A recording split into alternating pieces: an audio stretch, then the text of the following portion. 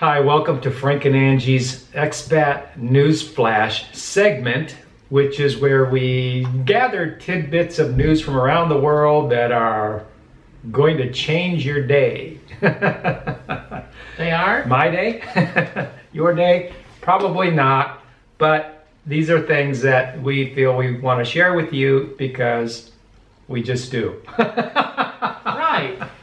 Here's a tidbit of good news, and I don't know if it's good news or not, but when I saw it, I got excited because some French company came up with the idea of some kind of a pop-up. This is just a rephrased terminology, a pop-up house. I don't know why they call it pop-up, but I guess because you can throw it together. It's made out of styrofoam and laminated wood. It's very insulated and it's waterproof and airtight. I mean, they're saying it's good construction, but then they said it was economical. But when I saw the price tag, I said to myself, what in the world? I mean, $120 to $190 a square foot for this construction, and they're calling it economical. This is a company from France, and I'm sure it is economical for in a lot of places in the world. I mean, I know the construction costs are to the moon in a lot of places, but that leaves all these other places that the construction costs aren't to the moon. I mean, we've talked about housing costs, and for a piffy guy like me, professional, industrious, frugalist, financially independent, and or early retired, I ferret out prices and good deals, and $120 to $190 a foot for this construction. And when you think that it's just styrofoam, Yeah, it's made out of styrofoam. If you get into a flood, you'll just float away like a boat. Polystyrene, fancy word for styrofoam, and it's insulated and all that. I saw it just today and I thought, this is a great idea, a pop-up, because they said initially that 4 days and they're gonna put it together, and I thought, great, lower construction costs, but lo and behold, it's still $120 to $190 a foot. So I'm an aficionado of alternative housing ideas, and I've been studying alternative housing, being a piffy, for years. And this, I think, relates to retiring earlier and better, because obviously housing and transportation and food are the top three, the highest expenses that a person has in life. And therefore, anytime, any idea where you can hack these things and still have your standard of living is great. And I've been looking at alternative ideas, and moving abroad is an alternative idea, because historically, people have never really retired abroad. What people have done is they go abroad to leave something behind and gain something different, to have a different life, to reinvent oneself and be somebody that for one reason or another your local circumstances were not allowing you to be. That fits in with the possibility thinker. It all fits in, the whole idea of being a possibility thinker and thinking in alternative ways for alternative solutions to common issues that arise when we think about retiring earlier and better, whether it's at home or abroad, and being an expat. The pop-up house was a dud for me after I saw the price. I guess you might call me open-minded when it comes to alternative ways of saving money. Ooh.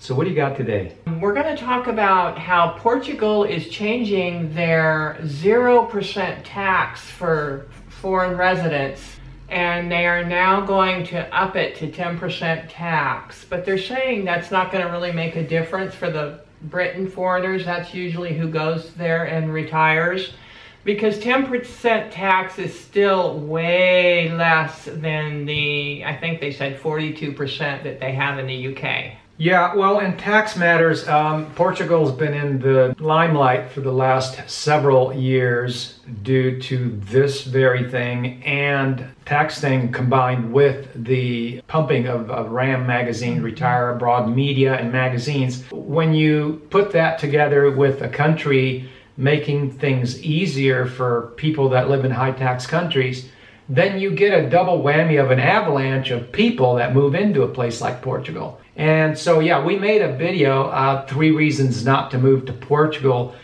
as a way of counterbalancing all of this just unabashed promotion of some of these places And it had nothing to do with a judgment on Portugal as a place to be, or the people as a people, or the culture. It had nothing to do with that. And even though you say that, you still have the people that can't handle anything or don't want to pop up and think they have to, you know, react in a negative way.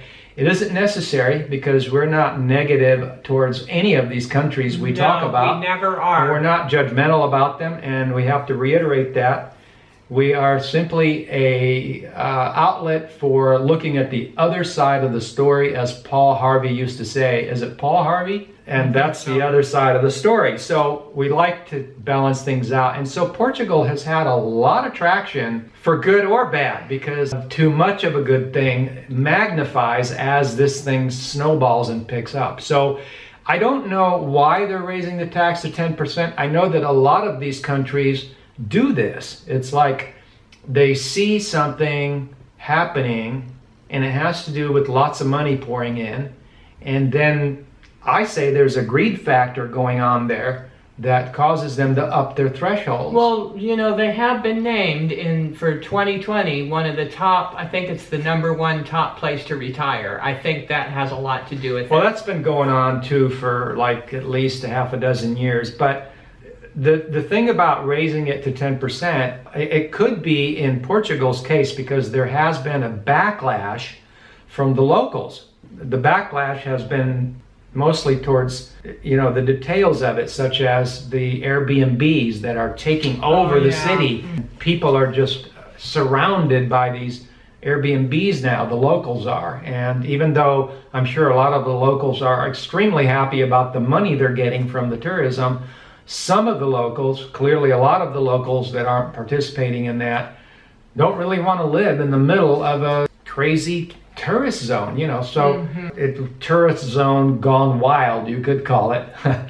Well, somebody said in the comments, a local in one of our other videos, she said that they're doing this because there's too many foreigners there already. So too many foreigners, too much of a good thing, and too quickly. That's right. Those are the three things. It's too many, too quickly, too much money. It's just slapping the locals around. A piece of toast with a half an avocado on it costs $7, I have to tell you, in one of the restaurants. So. As an example, if you wanted to be a tourist there and go out for avocado toast, it would cost you $7, which is just mind-boggling to me why this is just part of the inflationary too much money thing around the world. I think it's funny. Maybe it's Bitcoin money, I don't know. If they wanted to choke it off, they would just remove the tax exemption. But in this way, by raising it to a 10% tax, which I've always said to myself, you know what, if I was thinking that I was going to pay no tax by going to a place like Portugal, there's clearly an insight when you take a step back and look at how these governments operate when they give these exemptions or make things super easy, and then the avalanche starts rolling in. They seem to just be predictable, to where they just start ratcheting up and raising thresholds and amounts of money. And this is no different than that. It's just part of that greed thing that these governments get, and it's happening in a lot of other places, not just Portugal. It's funny you say that, because 2 years ago you said, well, it won't last, they're going to change it, and they're going to start, it's not going to be forever. They're going to change it. All the foreigners are going to start moving in, and they're going to start it won't be 0% tax. And who knows for how long the 10% tax is going to last. Maybe 3 or 4 years from now it's going to go to 18% or 22%. Who knows? These kinds of things can change overnight, and they often do, and sometimes they last a little while, you know, and then they just... All right, so moving on from the pop-up house and Portugal tax exemptions, I ran into a list that has a ranking of the 50 most dangerous cities in the world. And just out of curiosity, I thought, I wonder, you know, it's like, I wonder, because we've been talking about this for years, about crime and safety. By the way, people are starting to come out and get a little bit more... crime savvy, or no? Well, they're just not going to be afraid to tell the truth, you know, that because there's just too much sweeping under the rug. There's too much of it. It's just unacceptable. Oh, there's way too much. You know, and the Ramm magazines are at the forefront of promoting this idea that you can say whatever you want on the internet, even if it's, especially if it's not true, in order to promote something. That's why this caught my eye when I saw the 50 most dangerous. And get this, 40 out of the 50, which is a very large majority, 80% of the cities are in Latin America. A lot of them are in Brazil, but not all of them. A lot of them in Mexico and other parts of Latin America also. So Venezuela, but not to be discriminatory and not to leave anything out. The full, complete picture is that there are some U.S. cities in that, notably the ones that people always like to bring up, you know, which, because it's true. You know, places like Detroit and what was the other one? Detroit, Michigan, St. Louis. I'd rather walk in Cali, Colombia than Detroit, Michigan. Cali's on here. Oh, is it? Cali is on the 50. And then it was Detroit and New Orleans. There's a few more. I don't remember which ones. I think it was Baltimore, but Baltimore, Detroit, and New Orleans are on there. So, and these have the highest murders, and some of them are in Central America, and so there's no parts of Latin America that are spared. It's interesting to me that the majority of them are in Latin America, and then some of them are just simply big cities that you already know have the high crime rates. Okay, moving on. Ramm says these are the cheapest places to live worldwide, but actually they're becoming the most expensive. Do they have a new list or something? No, it's the same. What's happening is the 2019 list that we just did a video on about a month or so ago, they're now saying is the 2020 list for the cheapest places, which are Portugal, Panama, Costa Rica, and as I was reading this, I'm like, am I reading this right? Okay, so they're just so expensive. So the Rams have come out with a rehashed list and they're doubling down on advertising. Well, life goes on, right? I mean, obviously we don't need Rams, and we're here to help you make a more informed, intelligent decision about your life and your retirement, whether it's at home or abroad. That's what we do on this channel. It's done within the spirit of assisting your fellow man and helping them understand that, you know, you've got information here that's being swept under the rug and you're not seeing it. And one has to wonder, I mean, these places, like you said, they're already really expensive. Most of them are. It's like trying to squeeze the last drop out of that turnip. It's like just pushing it to as far as you possibly can. Yes. Yeah. It could be, though, that they're running out of places to pump, because really, I mean, if you're trying to stay in a geographical area, there's really, I mean, what? You've got these countries and that's it. What are you going to do? Well, they're starting to go towards Asia. If you start going way out here, you're moving away from mainstream. You realize that. And the money's in the mainstream, see? And actually, the more pumping that is done online from these outfits, the worse these places seem to get. I mean, so, okay. All right, next. Here's the thing about Sweden. Not picking on Sweden, but a lot of the Nordic countries, I've seen articles about how they're the happiest country in the world. If you didn't know this, there's a World Happiness Report. Isn't that relevant? I mean, don't we all want to go to the happiest country in the world as a retire early, retire better? Hey, let's go to the happiest country in the world. Well, it turns out that Sweden is number 7 on the happiest country in the world. But did they tell you, they don't tell you rather, that lots of people of locally born Swedish are leaving either their cities or their country altogether. And part of that, or maybe all of the reason, is because their country's changing. The Swedes themselves have done some research, and they have done a documentary on some of the smaller towns, what's happening. It's a lot easier to see what's happening in a smaller town because you can't segregate it to just a small neighborhood and just kind of sweep it under the rug like you would in a big city. So they did a study on this small village of 10,000 people, and they have seen that hundreds, 600 or 700 people moved out of the village, but like 900 foreigners moved in, and these were the migrants that you've been hearing so much about. And so what they've seen is higher unemployment, crime rates just ballooning. I mean, just violent stuff like car torchings and grenades and just assaults and all kind of things.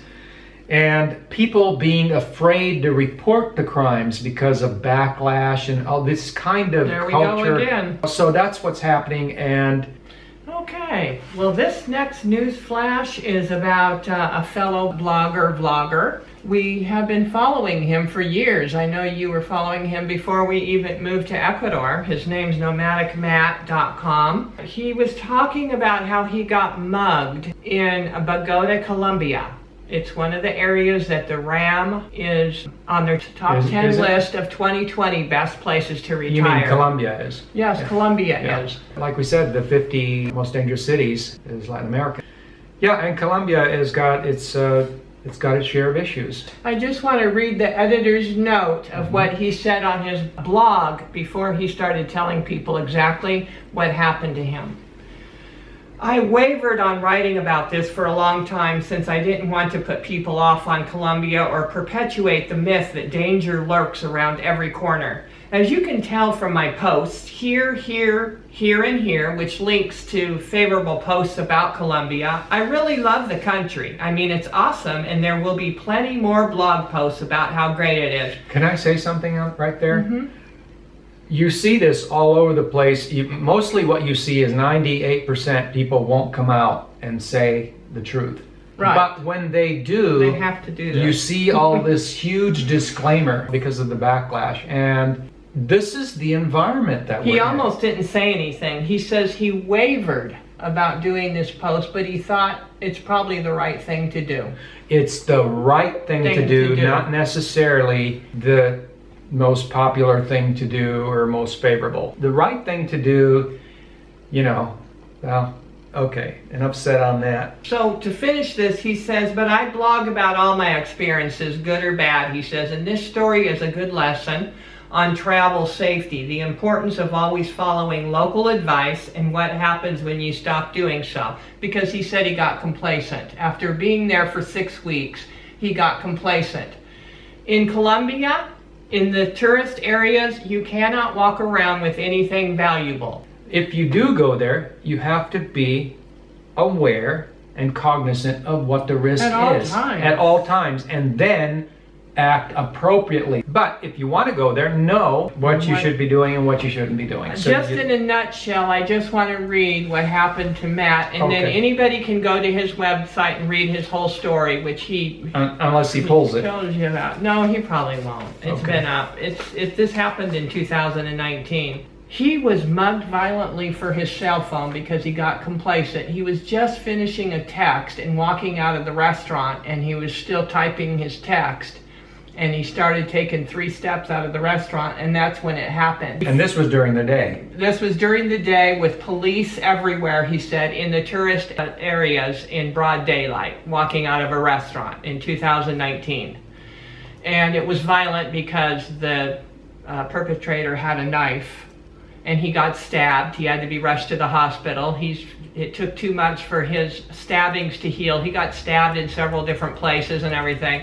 But he blames himself for this because he got complacent and went outside with his cell phone on out of the restaurant. And the thought that comes to mind too is that Nomadic Matt, as you said, is somebody that before we even left the States 10 years ago, when I used to read about travel, is one of the early original travel bloggers. So he's been doing this for like a couple of decades. Exactly. And so you would think that an experienced traveler like that, but as he said, you know, he got complacent. You know, it's broad daylight. You know, you've got other people around, and yeah, you cannot get complacent in these places. Everything for today. Thank you for staying with us. If there's anything you really prefer about these kinds of news flashes or would like to hear about, let us know in the comments. Do comments. If you like the channel, give it a thumbs up and subscribe. Have a nice day. Thanks for coming. Ciao.